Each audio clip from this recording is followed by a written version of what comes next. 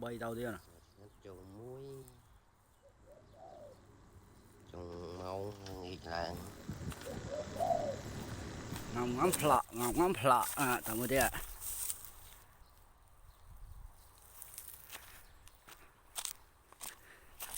bò đi xì chả này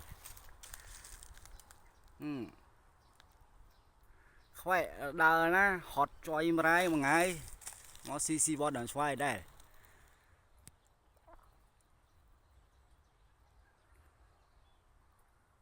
lọc tí pì bờ cho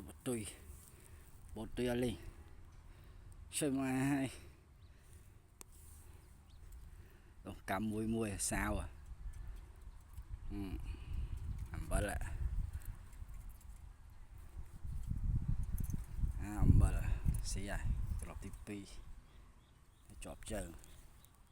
xem mai chọp cả nhắm trơn quá nè vọt ở đó lơ mấy muốn chụp cung đấy đo làm đo đây đây nè